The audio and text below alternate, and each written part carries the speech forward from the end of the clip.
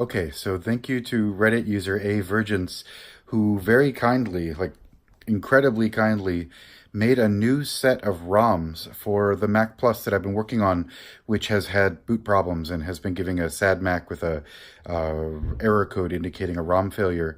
Reddit user A Virgins was incredibly kind and burned a new set of ROMs and even included a boot floppy. So I have just inserted the new ROMs. Let me flip my camera around here. Maybe I can't. There we go, back again. So I've just inserted the new set of ROMs into the motherboard of my currently half-naked Mac Plus. The case is right there. Pretty cool. And the machine is plugged in. I've got the boot disk right here that Avergence was able to make for me.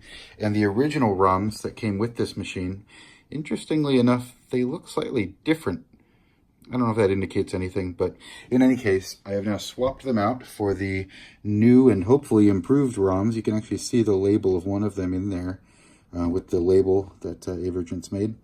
And so I'm going to hit the power switch. I'm really curious to see what happens here. So let me come around the back, get my finger on the power switch. There we go.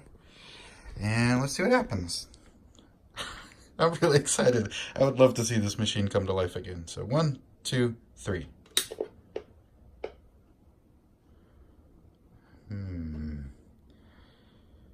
We got a little bit of a pop from the speaker. No ding, which is kind of interesting.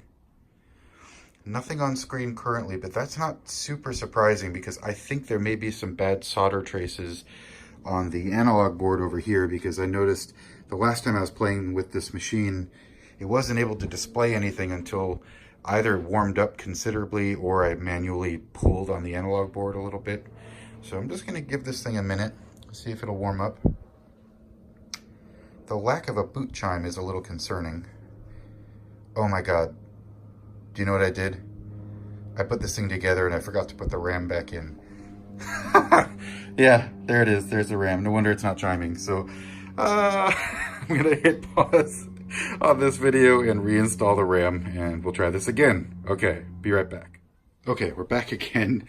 I have now actually installed the RAM in the machine, which I think is recommended, to put it mildly. So let's try this again. I've got the power cord reconnected. There's a new set of ROM chips in there, a high ROM and a low ROM. Thank you, Avergence. And let's see what happens now that there's actually RAM in the slots. Let's see what we get. 1, 2, 3. All right, I like hearing a boot chime. That's a good sign. And at this stage, getting anything on screen other than a sad Mac would be a win. I mean, that's honestly the only thing I've ever seen this machine display since I bought it several weeks ago.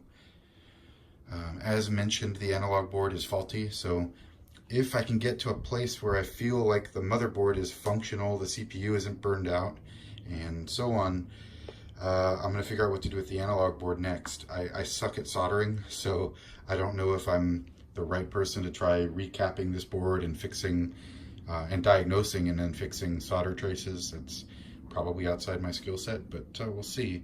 So I'm going to do the trick that worked the last time, working very diligently to not electrocute myself. I'm going to just gently pull on the analog board away from the CRT and see if we get an image on screen. Oh! Hey! Haha! Look at that! Okay, look at that, it's staying on. That is awesome. That's a great sign.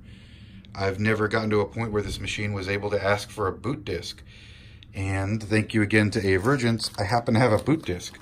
So if I can extract this thing from a Ziploc bag with one hand, let's see. Now, I have no idea if the floppy drive in this machine works. I was able to insert a floppy before, but because the ROMs had failed, it never even tried reading it. So let's see. Given how finicky the analog board is, the screen may go black when I pop this in here, so I guess we'll see what happens.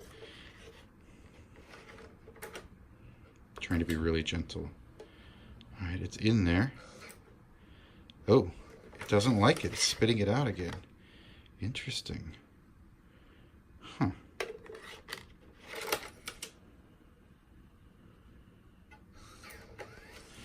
It doesn't like the floppy disk, but I'm not too worried about that. we've got a functioning boot sequence. It's asking for a floppy disk. I bet if I had the mouse plugged in, I'd probably get some mouse activity. So I'm guessing that my next step will be to extract the floppy drive and just loosen it. If this machine hasn't been powered on in decades, it's pretty likely that the grease that goes with the motor system in the drive has probably completely gone, turned to gunk and is solid. I've seen that on a number of early Macs. The grease in the floppy drives doesn't age very well, so that'll be the next step. But hey, this is amazing.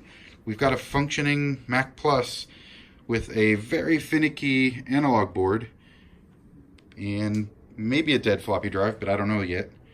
That's a big step in the right direction. So awesome. Thank you, Avergence. I'm super, super happy. I really appreciate that you sent me those ROMs, and I'll keep everybody posted on how this goes.